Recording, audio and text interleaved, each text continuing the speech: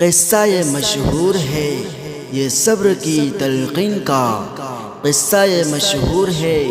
یہ صبر کی تلقین کا، اور حصہ بن چکا ہے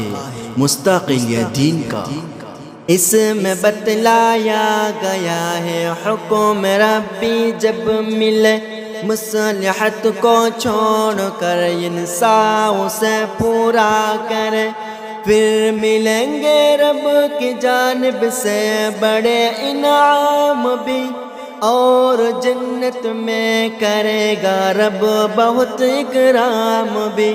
مانگتا ہے یہ صلہ قربانیوں کے سلسلے، اور بس اللہ کی خاطر حوصلے در حوصلے۔ قصہ یہ ہے خواب ایک آیا تھا ابراہیم کو، قیمتی ترشے کو اللہ کے لیے قربان کرو، یعنی تھا ان کو اشارہ اپنے بیٹے کے لیے،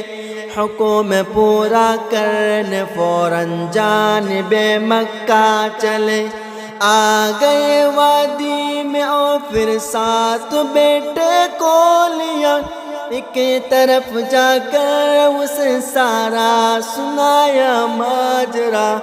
اور کہا اب تو بتائے میرے بیٹے کیا کرے، یا ابا تفعل، کہا بیٹے نے یعنی سردرے، پھر کہا بابا میری ماں سن کے ہوگی اب اداس، دفن کر دینا یہی مت لے کے جانا اس کے پاس، ہاں مگر کرتا میرا دے دینا یہ ماں کو میری، اس کو دیکھا وہ کرے گی یاد جب بھی آئے گی۔ پھر کہا او ڈالٹا دے مجھ کا، اور پھر یوں کرے اپنی آنکھوں پر میرے آبائے پٹی باندھ لے۔ باپ ابراہیم اسماعیل ہے جس کا پسر، اور انہوں نے رب کے آگے خم کیے ہیں اپنے سر،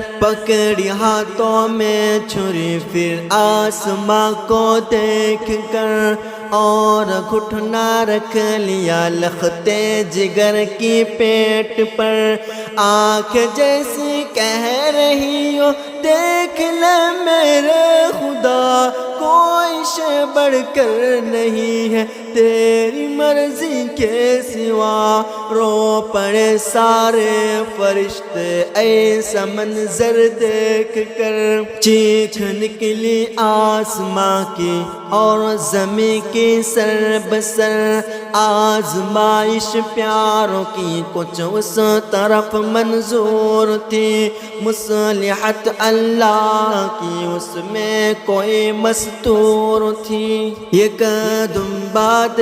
کہ بھیجا رب نے پھر جبریل کو، اور سلامت رکھا اپنے پیارے اسماعیل کو، اور بتایا رب کی خاطر ہم کو جو کرنا پڑے، مصلحت کو دور رکھ سب سے پہلے کیجئے، بعد میں قربان کی سنت یا پھر جاری ہوئی،